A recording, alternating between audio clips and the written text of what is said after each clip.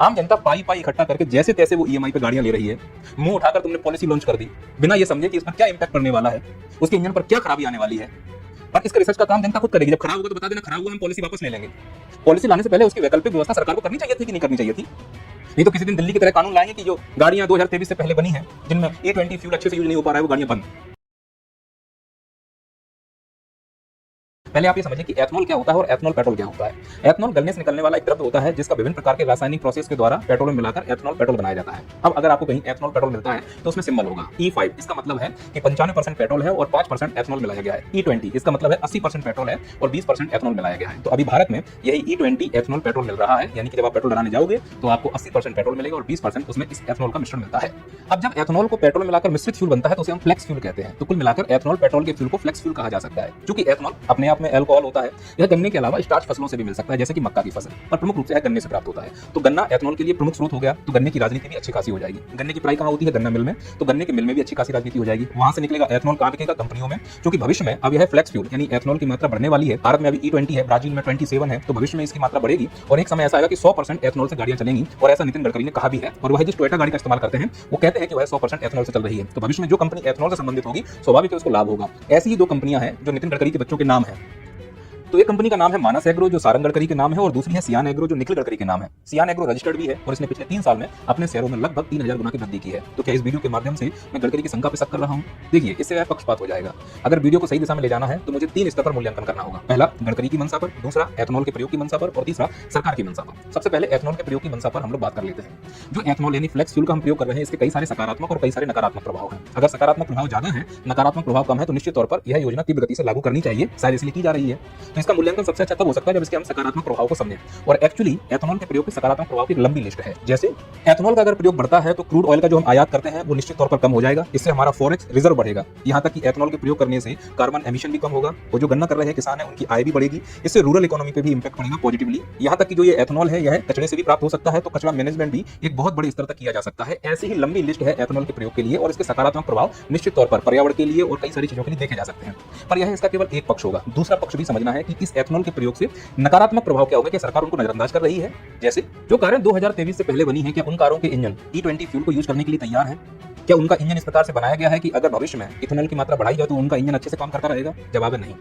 लेकिन क्या सरकार ने इस पॉलिसी को लागू करने से पहले कोई ऐसा उपकरण आम जनता को अवेलेबल करा दिया है कि वो 1000-2000 रुपए का आएगा और उस उपकरण को तुम अपनी पुरानी गाड़ी में लगा लो और फिर E20, E25 जैसा भी इथेनॉल फ्यूल तुम यूज करना चाहो उस उपकरण से फिल्टर होकर जाएगा और तुम्हारी गाड़ी के इंजन को कोई नुकसान नहीं होगा? आम जनता पाई पाई इकट्ठा करके जैसे तैसे वो EMI पे गाड़ियां ले रही है। मुंह उठाकर तुमने पॉलिसी लॉन्च कर दी बिना ये समझे कि इस पर क्या इंपैक्ट पड़ने वाला है, उसके इंजन पर क्या खराबी आने वाली है। पर इसके रिसर्च का काम जनता खुद करेगी। जब खराब होगा तो बता देना, खराब हुआ हम पॉलिसी वापस ले लेंगे। पॉलिसी लाने से पहले उसकी वैकल्पिक व्यवस्था सरकार को करनी चाहिए थी कि नहीं करनी चाहिए थी। नहीं तो किसी दिन दिल्ली की तरह कानून लाएंगे कि जो गाड़ियां 2023 से पहले बनी है, जिनमें E20 फ्यूल अच्छे से यूज नहीं हो पा रहा है, वो गाड़ियां बंद। इस प्रकार से तो अर्थव्यवस्था नहीं चलेगी ना।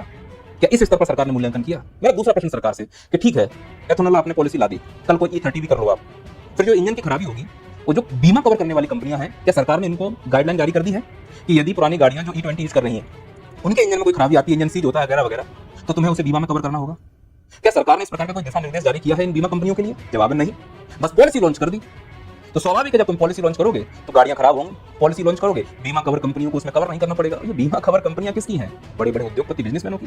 ये गाड़ी के सर्विस सेंटर किसके हैं? बड़े बड़े उद्योगपति और बिजनेसमैनों की। तो ये सरकार भी किसकी है? बड़े बड़े उद्योगपति और बिजनेसमैनों की। ये जो इथेनॉल ला दिया है पॉलिसी, इसके लिए सरकार ने दूसरा एंगल भी देखना होगा। चलो यहाँ तो जैसे तैसे आदमी अपनी EMI भर के जीवन काट लेगा, जरा इधर भी आइए कि गन्ने की फसल से उगाकर हम एथेनॉल निकालेंगे।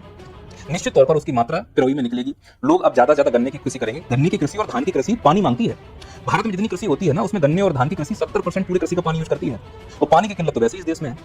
लेकिन इसका एक तरीका निकाला जा सकता है, इसमें कहीं कोई दो राय नहीं है कि आवश्यकता आविष्कार की जननी है। जब इंसान को लगता है कि हमें इसका नया आविष्कार करना है तो कर लेगा। तो गन्ने की खेती कई सारे पैतरे हैं। निश्चित तौर पर जैविक खेती या फिर जो संधारणीय कृषि, उसके कई तरीके अपनाए जा रहे हैं। तो भविष्य में ऐसा एक तरीका निकाला जा सकता है कि कम पानी पर गन्ने की खेती की जा सके। लेकिन इसका क्या, कहीं ऐसा ना हो कि जो प्रभाव MSP ने हरित क्रांति में दिखाया था वो कहीं FRP ने दिखा दे।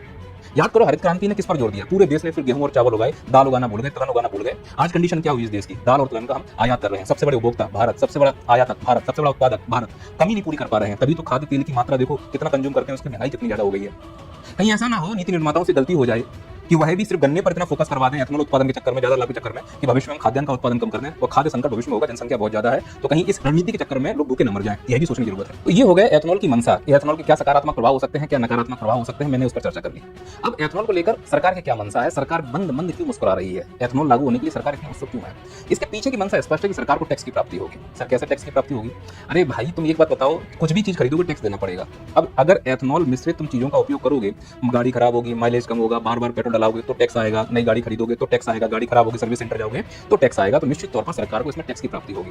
सरकार को मालूम है अगर गाड़ी खराब हुई या तो नई गाड़ी खरीदोगे तो टैक्स आएगा, साथ ही साथ मैन्युफैक्चरिंग बढ़ेगा, भारत का नाम रोशन होगा कि भारत फलानी चीजों में मैन्युफैक्चरिंग में नंबर 1 आ रहा है। अगर ये गाड़ी नहीं खरीदोगे तो फ्लैक्स फ्यूल वाली गाड़ियां खरीदनी पड़ेंगी, तो नई तकनीक में भारत आगे जाएगा। तो सरकार की मंशा बहुत स्पष्ट है कि भाई हमें अपने आप से कुछ नहीं करना, जो करेगी वो जनता करेगी।